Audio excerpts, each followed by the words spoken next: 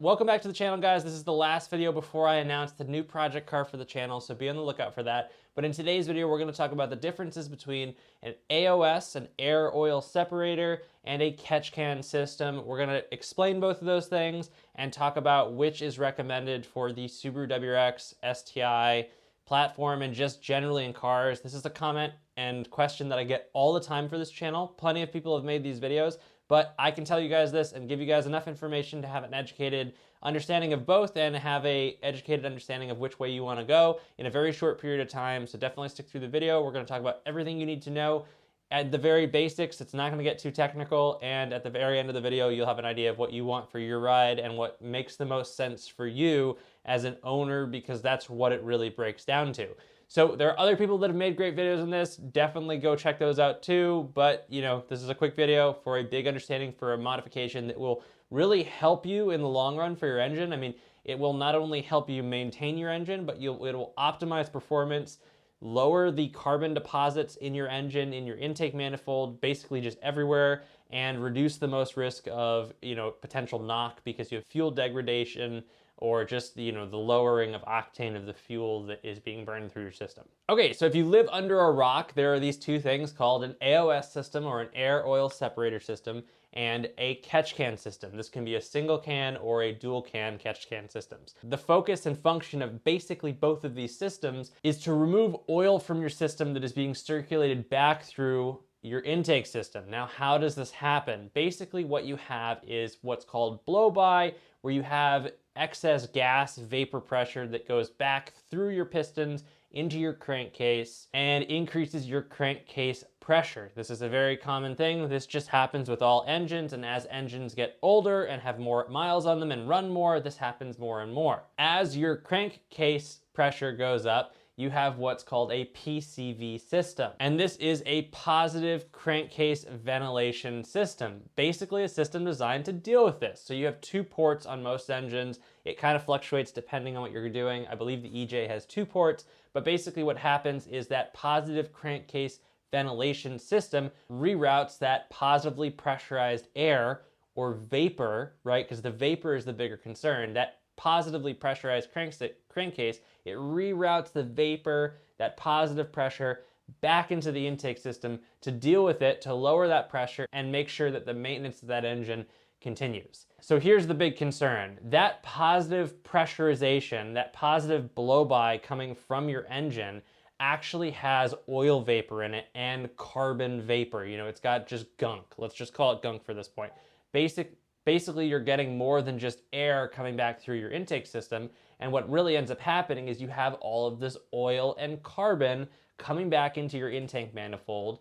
It does two things. It lowers your car's performance and risks the engine. It does this by introducing oil into an existing combustion system, which lowers the octane of your fuel, and it can cause things like knock, degradation of your fuel in the eyes of your ECU, but the big thing is knock, and it can basically risk your engine. The other thing is it's carbon, right? Oil itself and all the particulates that are in the oil, if burned at the wrong places, will create carbon deposits all over your engine. If you know what that does, is it reduces performance, but it also can create material objects, right? Carbon deposits that can then build up on walls till they're big enough, break off, go through the system, and damage components of your engine. So from a safety perspective, you don't want that oil going through because it can cause knock, and it can create carbon deposits, which in the long run will lower the performance and potentially risk your engine in the long run. So there are two solutions to this problem with most cars, with almost all cars. Specifically turbocharged cars and supercharged cars, you get it a little bit more because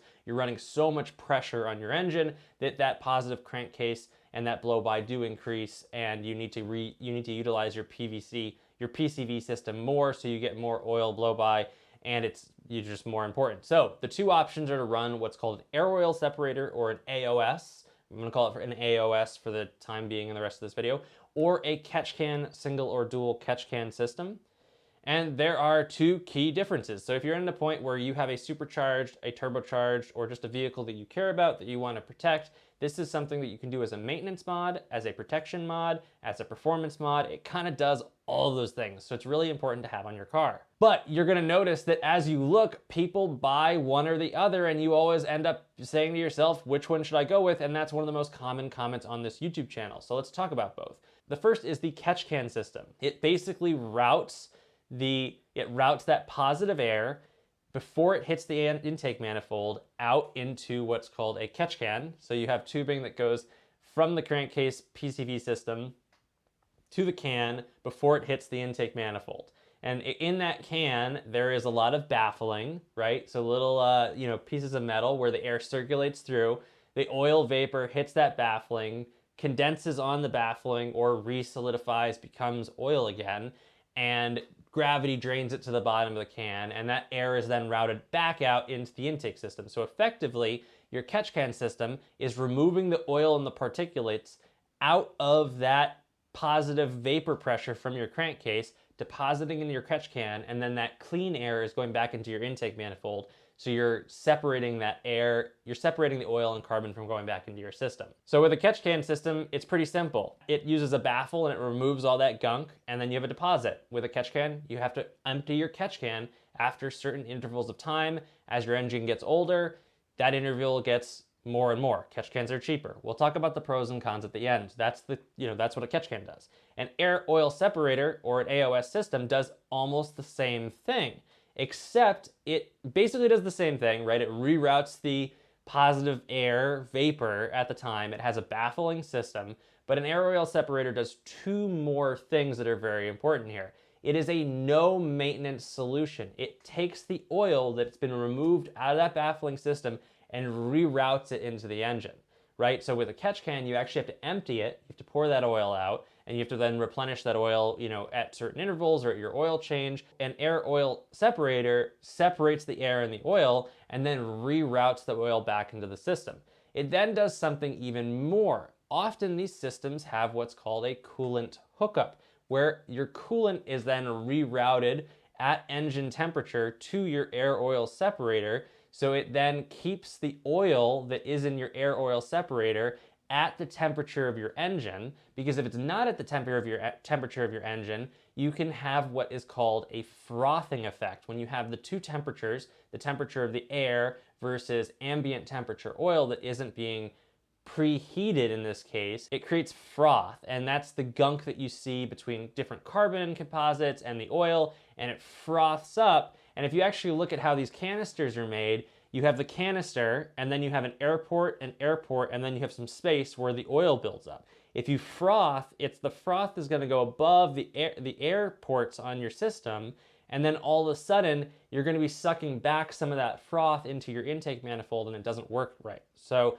you need to either make sure, if you're using a catch can, that you don't have enough oil in your system to have a lot of froth, or if you're using an air oil separator, you can route your coolant so it keeps everything at the same temperature and it won't froth. So that's the two systems in essence. They're actually very simple when you break them down, pretty easy to install, and they do a lot for your engine. So now that you understand both of them, what's the difference? Because people have very stark opinions on what you should use, and you see people ask all the time, hence why I'm making this video. So first off is cost. Air oil separator systems are much more expensive than catch can systems, but that cost is represented in a couple things.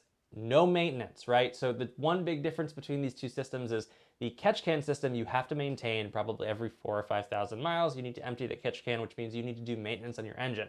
The air oil separator system doesn't need to be maintained. It is a install and forget type of system. The air oil system also reintroduces that oil, which is a very marginal amount of savings, but what it really does is it protects you against frothing and all the bad things that can happen with frothing. So it's just another added level of protection because it's using your factory coolant system. The catch can system doesn't do that, and that's why you typically see dual catch can systems, so you can have some overfill, over storage, so that if there is frothing, you can at least go more miles before that frothing can occur in a way that it's going to negate the effects of the system, and it just gives people a little bit more time between maintenance cycles. Now, not every dual catch can system is separated and built that way. They all have different kind of variables and why they have two catch cans, but that is the most common application, especially when you look at dual catch can systems in more targeted setups like Hondas and not so much in Subarus. Typically in Subarus, you see people opting more for AOS systems because you have companies that have built more engineered systems for this platform because it's more important on this platform. IAG, Perrin, etc. Very targeted systems. And then when you're thinking about the two systems again, when you're trying to decide what you want to use, you have to also understand that as your engine ages and you do more to your engine, you put more in your engine, if you burn a lot of oil, all of that stuff is coming through your crankcase as in your Pcv system. So if you're burning oil or you have an older system, you're gonna have more blow-by and it's gonna just increase over time. So something to think about that, you know, if you're installing an AOS or catch can system, the older your car or the longer you plan on having it or the more you plan on doing with it, that AOS system is gonna save you a increasing amount of time because the catch can system is going to increase the amount of maintenance, like your maintenance intervals are going to shorten and your total maintenance time investment is going to increase over time significantly. So with a cost comparison, you can expect to spend $400 or $500 for an AOS system, or you can expect to spend between $180 and $270 for a catch can system, depending on whether you go with a single can or a dual can. Now for me personally, that difference in like $200 is totally worth maintenance every 3,000 to 5,000 miles, especially that maintenance increasing over time. So, you know, it's just a question of where you want to spend your money. But I think, you know, if I were to make a recommendation here, because the real difference between these two is just do I want to set it and forget it and have a little bit added protection, or do I want to just like maintain it over time, which also eliminates that a little bit added protection if you maintain it often.